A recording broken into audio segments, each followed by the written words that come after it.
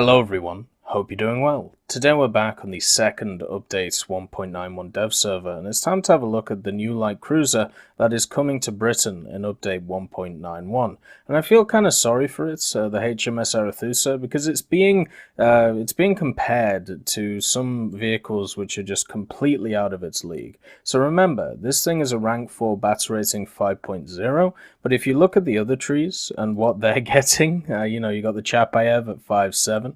You got, of course, the big man Hipper coming in for the Germans, this one right here. And then, of course, you have the US Atlanta, which has a crazy amount of main guns. Then, of course, the Megami being for the Japanese. So the Arethusa is kind of the odd one out of the bunch. At 5.0, it's definitely not as powerful as any of those other machines. And I think a lot of people are going, well, why is Britain getting this instead of a top-tier machine? Well, it's because we already have stuff like the Southampton, which are incredibly strong already. But, maybe not fully meta, and you also have the HMS Tiger if you were around for that Battlefield Engineer event. So for me, when I look at the Arethusa, I see it as an opportunity to bridge the gap between destroyers and light cruisers, which, we've had a few times with certain machines, especially the Japanese and also the HMS Enterprise, but overall, it is definitely one of those things that has to be fleshed out. We can't just have a scenario where you just have a bunch of light cruisers facing light cruisers and a bunch of destroyers facing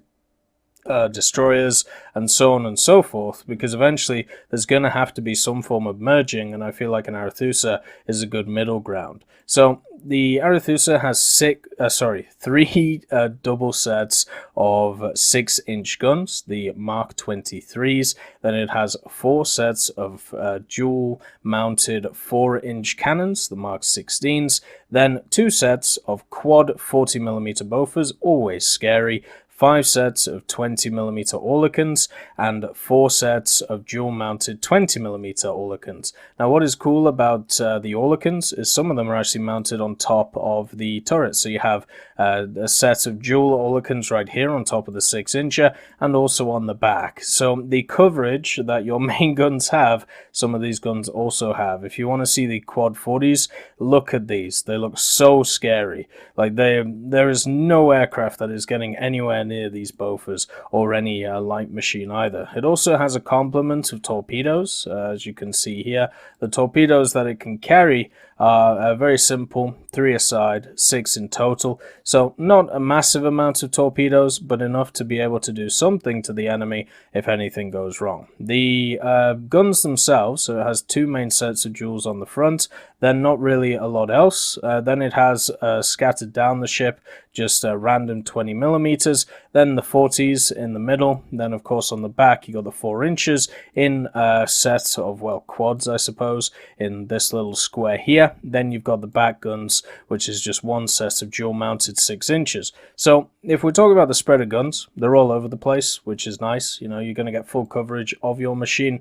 Definitely not as heavy as some of the other machines that we have around this BR, and there is always the worry that a machine like this gets up-tiered into that 5.7 area and you're pretty much just a worse version of whatever is coming up. Now on top of this as well, you do have 2 smokestacks, but they seem to be very much connected to the engines, meaning that it's going to be really easy to take them out, but that's fine. It's no big deal. At least it's not one central smokestack, and instead it's 2, so you have to hit both of them, which I do really like. The fuel on this vehicle is also incredibly small. So if you look at this whole machine, the only part of fuel that it has is in here, which is kind of weird to think about. There's also a very small fuel tank back here. I feel like something like this Arethusa would have had a larger fuel tank, but I might be wrong about that. There's also extra ammunition here, but the main ammunition dump is in the front for the big 6 inches, and a little bit at the back here with, of course, the ammo elevator. If we have a look at the armor of the machine, it's only got 50mm in the center, nearly 60mm, and then it's got this weird wonky section which pretty much divides the rooms of 25.4mm. This will hopefully stop too much spread of HE once this thing gets penned. 76mm, which covers the ammunition, but what it won't do is it won't cover HE shells which land here, which is normally where you'd hit and bounce down into the ammunition. So even though it's nice to have this box with only having 25 millimeters to protect the ammunition from whatever's hailing in, I'm not confident that that box will even really matter. I just think people will just fire over it. Then of course you have the 25.4 in the back. Each of these turrets, the main turrets are 25.4 as well, so they'll easily get knocked out by HE, and the elevators are only 19. So overall, it's the armor complement for this machine is not looking good.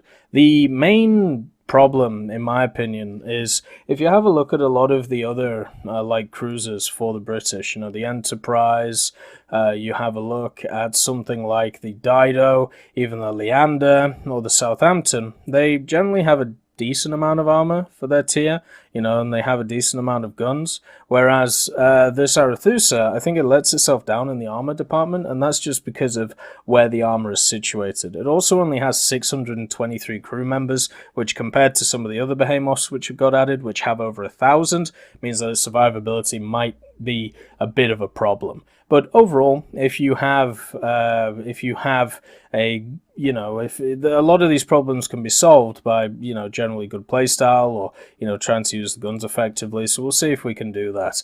If we have a look at the 152 millimeters, they have access to two separate shells. You have the 6-inch HE, which pens 72, 62, 37 with 3.6 kilos of explosive mass. Would be nice if it was a little bit higher, but that's still okay. And then you got the SAPBC, where it only has 1.7 kilos of lyddite, and that has good penetration though, so 203, 180, 74. So you're going to want to use the HE if you can, because of the amount of explosive mass it has and TNT equivalent, but at least you've got that high penetrating option if you require it. The 40s are strictly AA, the 20s are a mixture of both, and then the 102 millimeters, which is the 4 inches, you have a HE shell which pens 37, 32, 20 with 1.55 kilos of explosive mass, and an SAP shell which only has 600 grams of explosive mass but does pen 137, 118, 52. So the penetration statistics on this 5.0 vehicle are pretty good.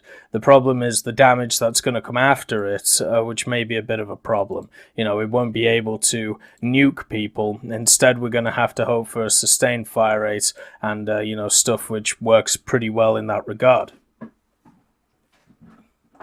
So with that said, if we look at the general look of the machine, it is a beautiful machine.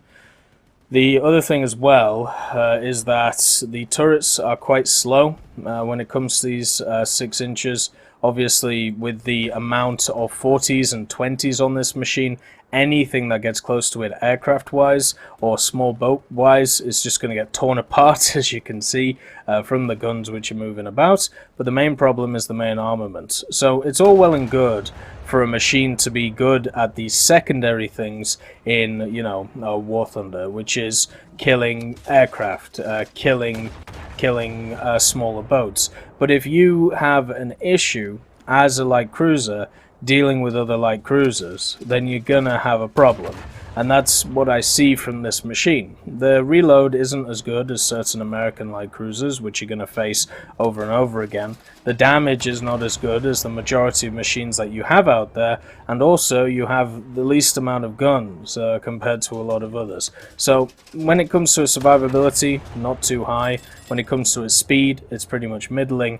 But the main issue, the main problem with this is the lack of primary armament and the lack of power that it's going to be able to give up to be able to, annihilate an enemy. So the sustained fire idea, I don't think it has the ability to do that just because of the fact that its reload isn't there.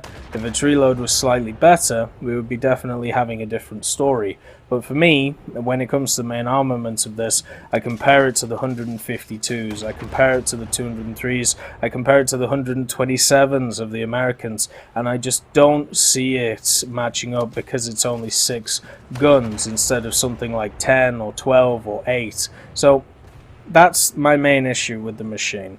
It feels like a support vehicle, which is going to be great for killing a lot of you know, great for killing a lot of planes and a lot of smaller vehicles, such as destroyers. But when it comes up to facing some of its own kind, e.g. the light cruisers and the heavy cruisers, it's just going to get donked on. And, you know, if you want it to be the bridge, you know, between light cruisers and destroyers, kind of like how the Enterprise is already, then that's great. But the problem is people generally will play meta vehicles at top tier. That's why you always hear about 5.0s getting you know, dragged up to 5.7. That's why in tanks 9.3 is quite a dangerous BR, because you get dragged up into 10.0 a lot. So if this machine gets into a 5.7 battle, you might as well just not take it out. Just go home and pack your bags. But if it gets into a battle where there's a decent amount of destroyers, decent amount of early light cruisers, it definitely has a chance, you know, because of the fact that it does have those secondary capabilities that you can use. And also, anything with torpedoes is also really nice. They supposedly changed the animation for torpedoes. I think they just made it so it looks very much closer to the torpedo tube itself. Maybe they changed something else, but I'm happy to see that it was changed. I just hope that when it comes to the ship, a lot of people don't overlook it, because of the fact that we got, you know, every other nation got these massive hunking homunculuses like the Chapayev, and then of course the Hipper, the Megami, all of these, and the Atlanta with its crazy firepower. It definitely is, you know, the least appreciated out of the bunch, but that doesn't mean that it doesn't fill a gap which is necessarily required. I hope you all have a wonderful day, and I'll see you next time.